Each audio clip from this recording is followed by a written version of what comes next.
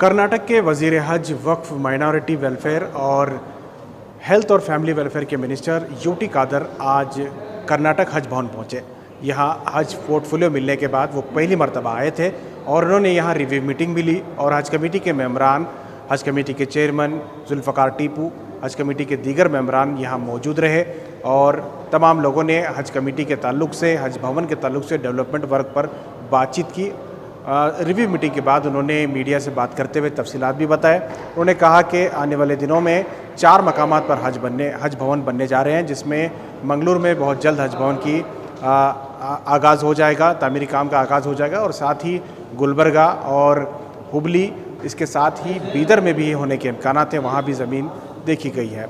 उसके अलावा उन्होंने यहाँ एक ख़ास वेबसाइट का भी इफ्तिताह किया जो कि हज कमेटी के लिए बनाया गया था। हज कमेटी के लिए हज को जाने वाले आज़मीन के लिए ये हज का ऐप है, यानी माफ़ कीजिएगा एक वेबसाइट है जिसमें आप वॉइस के ज़रिए भी बातचीत कर सकते हैं। इस वेबसाइट में आप AI का इस्तेमाल किया गया है, आप डायरेक्ट वॉइस के ज़रिए बात कर सकते हैं। आवाज़ से बात करने पर वो जवाब देगा। इसी तरह से स्मूथली चैटिंग किया जा सकता है। जो सवाल जवाब है आप पूछ सकते हैं कि हज के ताल्लुक़ से क्या अपडेट है, क्या तफसीलात हैं। ये सारे चीज़ों का उन्होंने इफ्तिताह किया और साथ ही एक ख़ास इस्लामिक म्यूज़ियम भी बनाया जा रहा है जो कि हज कमेटी की तरफ से बनाया जाएगा। हज भवन के सलर में ये म्यूज़ियम बनाया जा रहा है जो कि इस्लामिक तर्ज पर बनाया जाएगा, यानी 1400 साल पहले किस तरह से इस्लाम की ख़ास चीज़ें थी, उस तरह का एक म्यूज़ियम है जो कि आम लोगों के लिए वो खुला रहेगा। यूटी कादर ने उस ताल्लुक़ से कहा कि वो अभी शुरुआती फ़ेज़ में है और आने वाले दिनों में उसे डेवलप किया जाएगा और मुमकिन है कि उसके लिए कुछ फ़ीस भी रखी जा सकती है ताकि ज़ायरीन को लिए आसानी हो सके और यहाँ मेंटेन करने के लिए भी आसान हो। इसी तरह से उम्रा जाने के लिए उम्रा का जो पैकेज होता है आमतौर पर प्राइवेट टूर्स एंड ट्रैवल्स वाले करते हैं। हज कमेटी सिर्फ हज के बारे में ही सहूलियात फराहम करती है, लेकिन इस बार जुल्फ़कार टीपू जो कि चेयरमैन है, उनका एक मंसूबा है कि वो उम्रा की फैसिलिटी भी शुरू कर सकें। उस ताल्लुक़ से उन्होंने उस पर भी तफसीली बात की कि उस पर भी गौर किया जा रहा है कि किस तरह से ये पैकेजेस होंगे, किस तरह से उम्रा के लिए रवाना किया जा सकते। कुल मिला के ये कोशिश है कि उम्रा के नाम पे जो फ्रॉड हो रहा है उसे रोका जा सके और मुनासिब कीमत पर लोगों को उम्रा भेजा जा सके। तमाम मेंबरान से तफसीली बातचीत की गई और इस मौके पर तमाम प्रोजेक्ट्स पर तफसीली जायज़ा लिया गया और यूटी कादर KMDC, उर्दू एकेडमी और माइनॉरिटी के दीगर महकमों के बाद यहाँ हज भवन पहुँचे थे। इस मौके पर राज्यसभा के रुकन नासिर हुसैन और MLC अब्दुल जब्बार मौजूद रहे। हज कमेटी के अरकान में सैयद मुजाहिद, शाहिद अहमद, मुजम्मिल, समीउल्लाह, वसी अहमद मौजूद रहे। इस मौके पर शेख गांव के MLA यासिर खान पठान, हज कमेटी के EO जिलानी मकाशी मौजूद रहे। मौलाना खालिद नदवी, सैयद एजाज के अलावा कई अहम हज कमेटी के जिम्मेदारान अफसरान भी मौजूद रहे।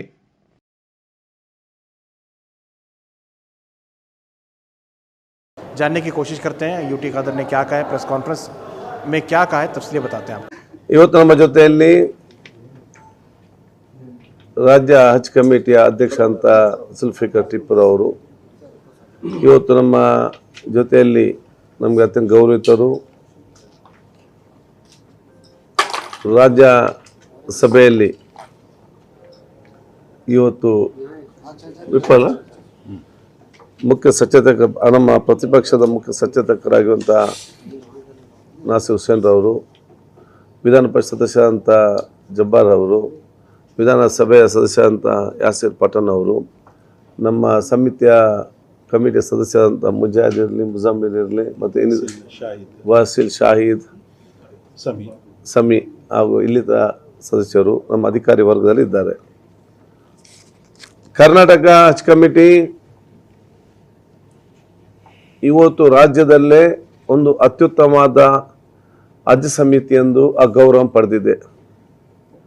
ಈ ಗೌರವ ಪಡಿಬೇಕಾದ್ರೆ ಈ ಹಿಂದೆ ಕೆಲಸ ನಿರ್ವಹಿಸಿದ ಎಲ್ಲ ಅಧ್ಯಕ್ಷರುಗಳು, ಸದಸ್ಯರುಗಳು, ಎಲ್ಲ ಅಧಿಕಾರಿ ವರ್ಗದವರು, ಮಂತ್ರಿಗಳು ಮತ್ತು ಸರ್ಕಾರ ಆ ಒಗ್ಗಟ್ಟಿನ ಕೆಲಸದಿಂದಾಗಿ ಬಹುಶಃ ಇವತ್ತು ದೇಶದಲ್ಲೇ ಒಂದು ಮಾದರಿಯಾದ ಹಜ್ ಕಮಿಟಿಯಾಗಿ ಇದು ಸರ್ವರಿಗೂ ಕೂಡ ಗೌರವದ ಮತ್ತು ಸಂತೋಷದ ವಿಚಾರ.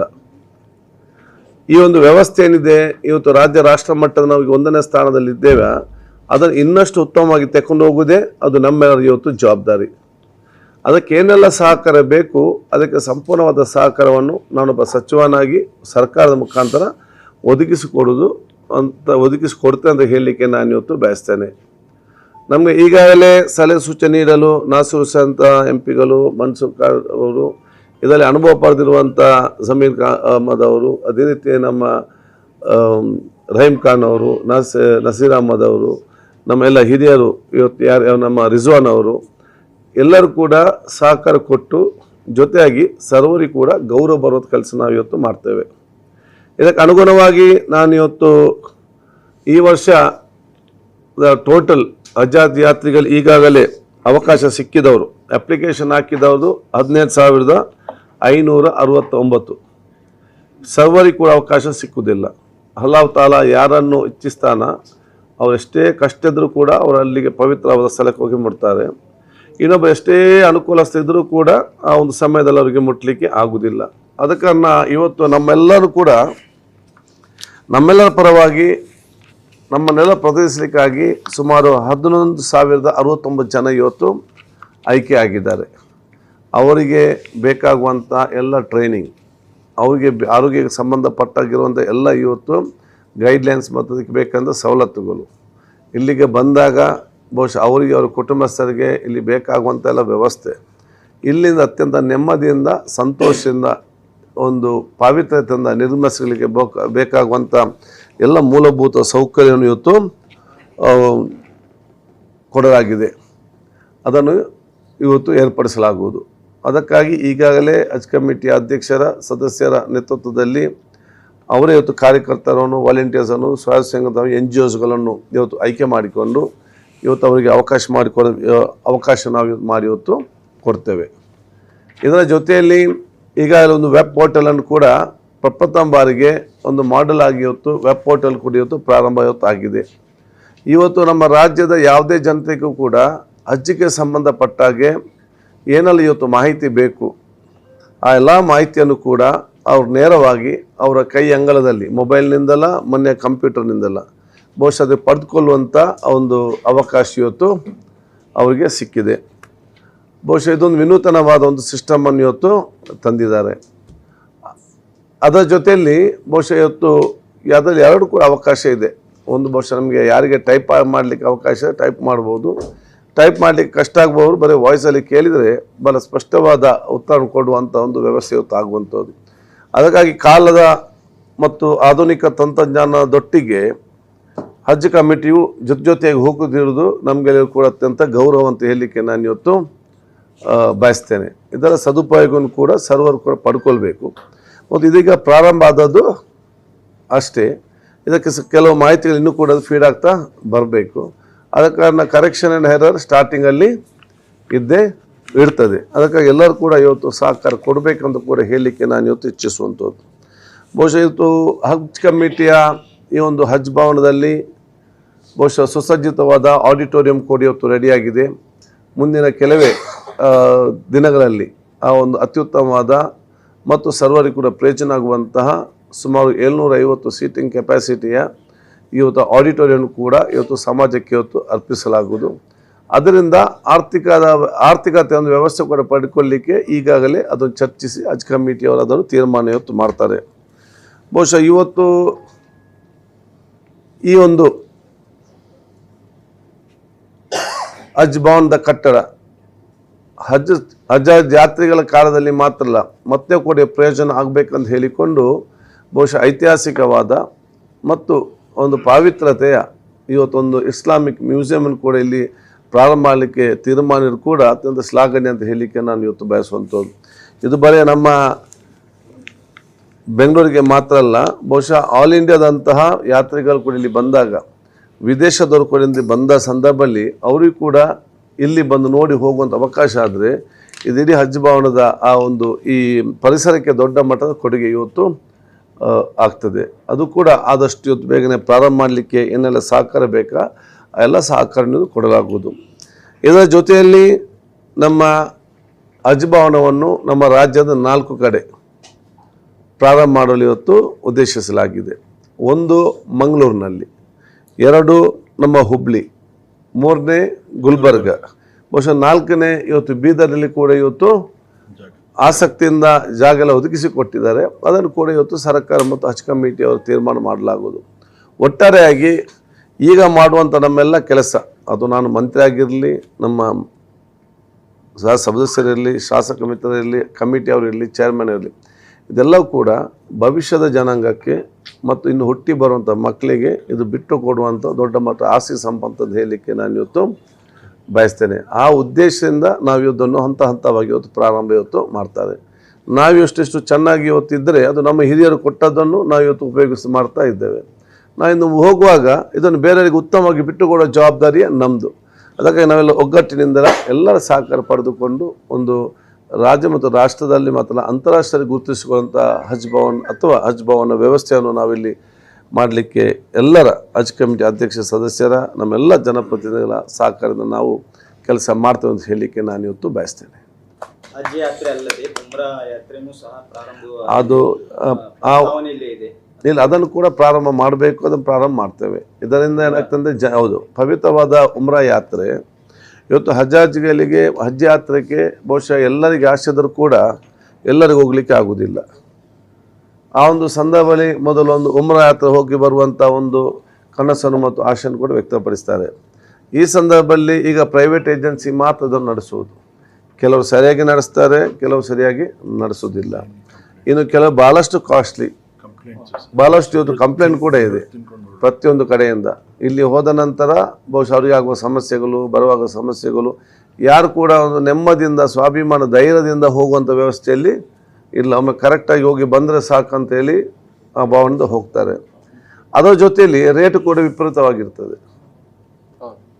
ಆದ ಕಾರಣ ಬಹುಶಃ ನಮಗೆಲ್ಲ ವ್ಯವಸ್ಥೆ ಇರುವ ಕಾರಣ ಮತ್ತು ಈಗಾಗಲೇ ಹಜ್ ಕಮಿಟಿ ಅವರಿಗೆಲ್ಲ ಕೂಡ ಇದರ ಪವಿತ್ರದ ಮಕ್ಕ ಇರಲಿ, ಮದೀನಾ ಇರಲಿ, ಏರ್ಪೋರ್ಟ್ ಇರಲಿ, ಎಲ್ಲ ಕೂಡ ಯಾವ ರೀತಿ ವ್ಯವಹಾರ ಬೇಕಂತ ಒಂದು ಅದರ ಬಗ್ಗೆ ಒಂದು ಅವ್ರಿಗೆ ಅನುಭವ ಇರುವ ಕಾರಣ ನಾವು ರಾಜ್ಯದ ಹಜ್ ಕಮಿಟಿ ವತಿಯಿಂದಲೇ ಪವಿತ್ರವಾದ ಉಮ್ರಾ ಯಾತ್ರೆಯನ್ನು ಸರ್ಕಾರ ಮುಖಾಂತರ ಇವತ್ತು ಪ್ರಾರಂಭ ಮಾಡಲಿಕ್ಕೆ ನಾವು ಇವತ್ತು ತೀರ್ಮಾನ ಮಾಡ್ತೇವೆ ಮತ್ತು ಅತಿ ಶೀಘ್ರದಲ್ಲಿ ಅದಕ್ಕೆ ನಾವು ಚಾಲನೆ ಕೊಡ್ತೇವೆ. ಇದನ್ನು ಭಾಳಷ್ಟು ಜನಕ್ಕೆ ಒಂದು ರೇಟ್ನಲ್ಲಿ ಕೂಡ ಕಡಿಮೆ ಆಗ್ತದೆ ಮತ್ತು ಭದ್ರತೆ ಇರ್ತದೆ. ಹೋಗಿ ಬರೋ ತನಕ ಅವರಿಗೆ ಒಂದು ಭದ್ರತೆ ಕೆಲಸ ಇವತ್ತು ಆಗ್ತದೆ. ಹಜ್ ಕಮಿಟಿ ಕೂಡ ಸ್ವಲ್ಪ ಮಟ್ಟ ಇನ್ಕಮ್ ಕೂಡ ಆಗ್ತದೆ. ಇದೆಲ್ಲ ಒಂದು ಭಾಳಷ್ಟು ಪ್ರಯೋಜನ ಕಾರಣ ಇದನ್ನು ಕೂಡ ಮುಂದಿನ ದಿನಗಳೇ ಆದಷ್ಟು ಶೀಘ್ರದಲ್ಲಿ ನಾವು ಪ್ರಾರಂಭ ಮಾಡ್ತೇವೆ. Honorable sir, on behalf of my media fraternity, I congratulate you, the dignitaries here, particularly the Hajj Committee, like Mr. Tipu, Officer Jubi Mapashi sir, for commendable work in last 2 years. Having said that, sir, this infrastructure is very huge with modern amenities, facilities. Minister sir, this is a huge infrastructure with modern facilities, amenities. Human resource working 365 days. Can this place be utilized for any other purposes for welfare of our community? See, what is in your mind and question is already implemented, planned to implement by the committee. One is, as you say, the infrastructure and the human resource should be utilized for the benefit of the society and the day-to-day activities. One thing is that auditorium is ready, where it will be, we can give on rent for other good functions only, which will come in a preview and our limit and rules and regulations, one, with few conditions. Second thing is, as our Honorable, what's his name? Maulana Khalid Beg, who has done it on Islamic museum, an exhibition recently in Bangalore. The Hajj Committee has I have collaborated with them that this ground basement and the top floor, that Islamic world-class Islamic exhibition and museum will be set up here. And as you say, when it is completed, 24 hours, the people will come over here. And this will be a great place of the people movement. And we have got the place for competitive exams. The students who are studying for competitive exams, not only ISKS, but all the preliminary exams on the government sector. So as you say, this just started. One by one will keep on adding. By the time few years, this will be one of the best places where people will be moving around. They'll be coming and going. Or it will be one place which will be used for the society and the community in the days to come. Okay, sir, one of the important ಬೆಂಗಳೂರಲ್ಲಿ illegal tour operators ಇದ್ದಾರೆ sir, ತುಂಬಾ ಜನಕ್ಕೆ ಮೋಸ ಆಗ್ತಾ ಇದೆ, ಭಾರಿ ದುಡ್ಡು ಕಟ್ಕೊಂಡು ಸರಿಯಾಗಿ How will you protect? How will you ಅವ್ರಿಗೆ ಯಾವ protect? ತರ ನೀವು ಇದು ಮಾಡ್ತೀವಿ? People get scammed, particularly in Hajj season. We have already Can framed some I rules. do have a question. Like the portal they made in that for like Umrah and for Hajj, not Umrah, Hajj. Like I want them to add Umrah also and for Baghdad and Iraq also. Like many of the people has like want us to go over there also with that also. No? Like, Good suggestion, we'll consider. Sir exhibition का budget क्या है और क्या ये public के लिए free रहेगा? अभी ये स्टार्टिंग स्टेज में है, अभी वे जस्ट प्लान्ड, अभी टेक ऑफ नहीं हो रहा है। टेक ऑफ होने के पहले सभी डिटेल्स हम देंगे। यूपीएससी कोचिंग जो दिया जा रहा है वो माइनॉरिटी डिपार्टमेंट की तरफ से है, शायद रेंट भी देते हैं। हज कमेटी की तरफ से डायरेक्ट भी कर सकते हैं क्योंकि हज कमेटी का बजट लिमिटेड है। अब उसको बजट बढ़ा के वो स्कीम यहाँ भी ले सकते हैं क्योंकि सिर्फ हज को भेजने के बाद में काम नहीं रहता यहाँ पे, तो उसे और बढ़ा सकते हैं। नहीं, हम डिस्कस करेंगे। हज कमेटी को कितना बजट चाहिए उतना बजट हम देंगे।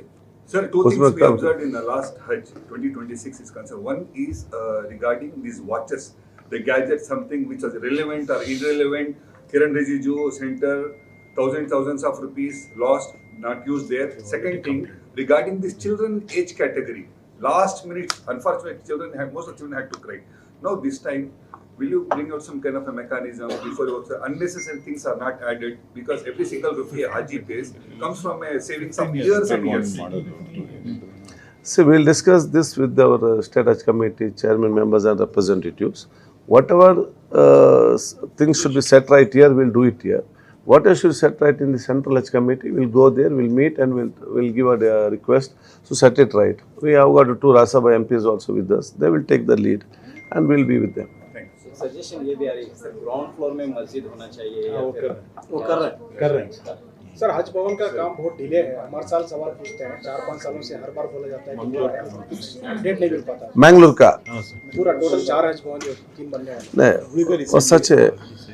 ये बजट में नो, जल्दी से जल्दी से जल्दी हम इधर स्टार्ट करेंगे। में जो नए मिनिस्टर बने, यूटी खादर साहब आज मिनिस्टर बनने के बाद पहली बार हज भवन विजिट किए थे और हज कमेटी के मेंबर से मिलना चाह रहे थे। हम लोग भी उनकी गुलपोशी करके उनको वेलकम करना चाह रहे थे। आज वो एक रिवायत है वो ख़त्म किए। उसके साथ साथ हज कमेटी का कामकाज क्या है, क्या इश्यूज़ पेंडिंग है, कैसा हज पे लोगों को रवाना करते हैं, आने वाले दिनों में क्या फैसिलिटीज़ देना, कहाँ कहाँ हज भवन्स बनना, यहाँ पे एक एग्ज़िबिशन कायम करने की बात आ रही। ये पूरे हज भवन को कैसा यूटिलाइज़ करना उसकी बातचीत हुई। उम्रा स्टार्ट करने की बात हुई। बहुत सारे और भी इश्यूज़ थे, उसको डिस्कस किए हैं और इंशाल्लाह क्योंकि जज्बे के मिनिस्टर हैं, नए मिनिस्टर हैं, बहुत जज्बे से काम करने वाले हैं, इल्म है, दीनी इल्म बहुत उनको है, तो उनकी लीडरशिप में आने वाले दिनों में हज कमेटी से काफ़ी अच्छा काम होगा और हज कमेटी का काम काफ़ी फैलेगा भी, ये उम्मीद मुझे है। सेंट्रल हज कमेटी पर बार एलिगेशन लगते हैं, वॉच को लेकर, सर्टिफिकेट्स को लेकर, लेकिन उस पर कुछ आवाज़ भी उठाई जाती है। देखिए, स्टेट हज कमेटी की तरफ से अगर कोई खामियां हैं, गलतियां हैं, मिसयूज़ है, कोई कोताही हो रही है तो हम लोग यहाँ पे उसको रेक्टिफाई करने का काम करते हैं। अब सेंट्रल हज कमेटी के मेंबर्स हैं, वहाँ टेकअप करना, हमारा जो प्रोटेस्ट हमारे तरीके से जो वहाँ रजिस्टर करना हम लोग रजिस्टर कर चुके हैं। आने वाले दिनों में जब मिलेंगे उनको, जैसा यूटी खादर साहब मीटिंग में बता रहे थे, एक डेलीगेशन जाके वहाँ के हज मिनिस्टर को, माइनॉरिटी अफेयर्स मिनिस्टर को मिलेगा। जब वो कमी डेलीगेशन जाके मिलेगा तो जो खामियां हैं वहाँ उनके सामने रखेंगे हम लोग। अच्छा, नई कैबिनेट बनी है तो क्या चेयरमैन भी चेंज होने वाले हैं? हज कमेटी की बुनियाद क्या है? देखिए, नए कैबिनेट में 3 हमारे मिनिस्टर्स बने हैं। जो पहले पिछली मिनिस्टर में ज़मीर अहमद साहब थे वो कायम रहें, दूसरी बार मंत्री बने यहाँ पे। हमारे यूटी खादर साहब सीनियर मिनिस्टर हैं, पहले स्पीकर बन के काम कर रहे थे 2.5-3 साल से, उनको बहुत बड़ी जिम्मेदारियाँ दी गई। हज हेल्थ एंड फैमिली वेलफेयर के साथ में माइनॉरिटीज़, हज और वक्फ दिया गया है। रिजवान अरशद एक नया नौजवान है, यंग है, पढ़ा लिखा चेहरा है, तो उनको जो है बेंगलुरु से मिनिस्टर बनाया गया है। फूड एंड सिविल सप्लाई एक बड़ी मिनिस्ट्री है, उनको दिया गया है। और एक हमारे एक सीनियर कायद जो संगठन से नीचे किसी के लेवल से उठ के ऊपर ऑल इंडिया लेवल तक जो गए थे, सलीम अहमद साहब, उनको एक बहुत बड़े अहदे पे जो काउंसिल के चेयरमैन बनाया गया है उनको। और बाखूबी तरीके से पहले ही इस सेशन में उन्होंने अपना काम को अंजाम दिया है। मुझे लगता है कि बहुत फेयर, बहुत अच्छा, बहुत एक्सपीरियंस रिप्रेजेंटेशन मुसलमानों का और माइनॉरिटीज़ का है। जॉर्ज साहब को मिलाएंगे तो माइनॉरिटीज़ का जो है बहुत ही अच्छा रिप्रेजेंटेशन है, बहुत ही अच्छी लीडरशिप है। अब सारे लोग मिलके अगले 1.5-2 साल में जो मुस्लिम्स और दूसरे माइनॉरिटीज़ की जो भलाई का काम कर सकते हैं करना चाहिए। मुझे तो कम से कम बहुत उम्मीद है, और ये सिर्फ़ और सिर्फ कांग्रेस पार्टी की तरफ से ही ऐसा हो सकता है। हिंदुस्तान भर में अब तक की जो 80 साल की पार्लियामेंट्री पॉलिटिक्स की हिस्ट्री में जहाँ जहाँ कांग्रेस जीत के आई है, जहाँ जहाँ सरकारें बने हैं, चाहे स्टेट में हो केंद्र में हो, अच्छे चेहरों को सामने लाने की कोशिश की है, अच्छा मुसलमानों को रिप्रेजेंटेशन देने का काम की है, माइनॉरिटीज़ को रिप्रेजेंटेशन देने का काम की है। उसकी वजह से काफ़ी काम देश भर में हुआ है और एक सेकुलर पॉलिटिक्स और सेकुलर सोसाइटी को कायम करने में हम लोग कामयाब रहे हैं। एमएलसी नॉमिनेशन आने के इस बार किसी मुस्लिम को दिया जा सकता है नॉमिनेशन? एक मुसलमान को तो देना चाहिए, क्योंकि अब एमएलसी सलीम अहमद साहब चेयरमैन बन गए तो हमारा रिप्रेजेंटेशन थोड़ा कम है नीचे। और साथ में एक पहले राज्यसभा मुसलमान हुआ करता था, इस बार और एक राज्यसभा यंग और एनर्जेटिक आदमी हैं मंसूर अली खान, हमारे रहमान खान साहब के फर्जन हैं और अच्छे एजुकेशनिस्ट हैं। उनको राज्यसभा में मौका दिया गया है, तो 2 राज्यसभा के मेंबर्स हो गए। इसमें ही जो 5 नॉमिनेशन होंगे उसमें भी हम लोग कोशिश करेंगे एक मुसलमान उसमें भी आ जाए। हमारी मांग ये है, क्योंकि हम इलेक्शंस हर जगह नहीं लड़ सकते, हर कॉन्स्टिट्यूंसी में जाके इलेक्शन नहीं लड़ सकते, बहुत सारे उसे रीजंस है, पॉलिटिकल रीजंस होते हैं। इसलिए हम चाहते हैं कि इस तरीके के पोजीशन में रिप्रेजेंटेशन मिले, तो हमारी आवाज़ लेजिस्लेटिव काउंसिल में हो या लेजिस्लेटिव असेंबली में हो या पार्लियामेंट लोकसभा में या राज्यसभा में, हमारी आवाज़ वहाँ पे उठ सके। रहीम अल्हम्दुलिल्लाह हमारे यूटी खादर साहब हज मिनिस्टर होने के बाद आज हज कमेटी विज़िट किए, जिसके अंदर हमारे पूरे मेंबर्स को भी हम दावत दिए थे। तो इसके अंदर हमारे पूरे मेंबर्स शिरकत किए। हमारे एमपी साहब, हमारे जब्बार साहब, नासिर हुसैन साहब, जब्बार साहब, हमारे मुजाहिद भाई, मुजम्मिल भाई, शाहिद साहब, बेलगाम से हमारे समी भाई, चन्नपटना से हमारे वासिल भाई, पूरे अल्हम्दुलिल्लाह पूरे मेंबर्स शिरकत किया है। तो इसके अंदर हमारे जितने भी अब तक के जो हज कमेटी के कारनामे थे, जो डेवलपमेंट्स हुए, उसका पूरा जायज़ा लिया गया। और हमारे जो ऑडिटोरियम पूरा कंप्लीट हो चुका है उसका जायज़ा लिया गया। और जो 4 हज हज़ूज़ आ रहे हैं स्टेट के अंदर उसके बारे में, और उम्रे के बारे में, और मंगलूर में, गुलबर्गा, बिदर और नया जो हुबली में आ रहा है उसके बारे में भी तफसील से बात हुई। तो इंशाल्लाह मिनिस्टर साहब दिल्ली को भी इंशाल्लाह एक डेलीगेशन के ज़रिए से हम लोग जा रहे हैं सेंट्रल मिनिस्टर को बात करने के लिए उम्रा के बारे में, और जो दूसरे मसले जो हज 2026 में जो हुज्जाज इकराम को पेश है उसके बारे में भी इन डिटेल सेंट्रल में बात होएगी। वेबसाइट भी लॉन्च की है। हाँ, आज 2 वेबसाइट अल्हम्दुलिल्लाह लॉन्च किए।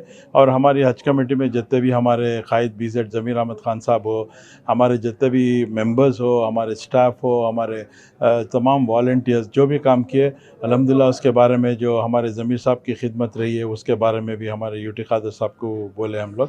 तो अल्हम्दुलिल्लाह जो भी है इंशाल्लाह पूरे जितने भी यूनाइटेडली हमारे ज़मीर साहब की लीडरशिप में हमारे और एक मिनिस्टर जनाब रिजवान अरशद साहब और यूटी खादर साहब जो जितने भी हमारे मुस्लिम MLAs MLCs हैं उनको तमाम को साथ लेके पूरे मेंबर्स के साथ इंशाल्लाह मंगलूर का हज है उसका इनाग्रेशन होएगा, उसके बाद गुलबर्गा का होएगा, उसके बाद यहाँ की अनेक्स बिल्डिंग का होएगा और उम्रे का भी इंशाल्लाह शुरू होएगा। हाँ, फर्स्ट टाइम जो वर्ल्ड क्लास म्यूज़ियम जो बनाने हैं अल्हम्दुलिल्लाह उसके बारे में भी यूटी खादर साहब अप्रूवल कर चुके हैं कि इंशाल्लाह ये बहुत ज़रूरी है, जिसके अंदर हुजूर की पूरी सीरत के बारे में इंशाल्लाह जो वर्ल्ड क्लास म्यूज़ियम है जो मदीने में और मक्के में है इंशाल्लाह उससे अच्छा इंशाल्लाह हम लोग कोशिश कर रहे हैं कि बनाने के लिए। अभी इंशाल्लाह फ़ंड्स का थोड़ा हम लोग फ़ंड्स के लिए इंतज़ार कर रहे हैं। अब मिनिस्टर साहब बोल रहे हैं कि इमीडिएटली सैंक्शन करेंगे बोल के, जैसे ही आता है इंशाल्लाह सितंबर फर्स्ट वीक या सेकेंड वीक में इंशाल्लाह हम लोग सितंबर में इंशाल्लाह इनाग्रेशन करेंगे। म्यूज़ियम के लिए हमारा जो बेसमेंट है, बेसमेंट भी 4th फ्लोर यूज़ करेंगे, और जो बाहर मस्जिद जो 4th फ्लोर में बहुत सारों को तकलीफ़ होती है इसलिए मस्जिद भी इंशाल्लाह ग्राउंड फ्लोर में आ जाएगी। हाँ, हुबली हज भवन का ऑलरेडी इंस्पेक्शन कर चुके हैं जिलानी साहब में, और इंशाल्लाह हमारे पूरे मेंबर्स को भी नेक्स्ट लेके जाएंगे। तो कुछ भी प्रॉब्लम नहीं, जगह बहुत अच्छी है, 4 एकड़ जगह ऑलरेडी हमको इंस्पेक्शन करके अप्रूवल दियो हज कमेटी से बोले थे, तो हम लोग ऑलरेडी अप्रूव करके अभी अर्बन डेवलपमेंट जाके है इंशाल्लाह फाइल, तो वहाँ से हमारे यूटी खादर साहब, हमारे ज़मीर साहब, हमारे मिनिस्टर साहब रिजवान अरशद साहब पूरे मिल के इंशाल्लाह उसका अप्रूवल ले लेंगे।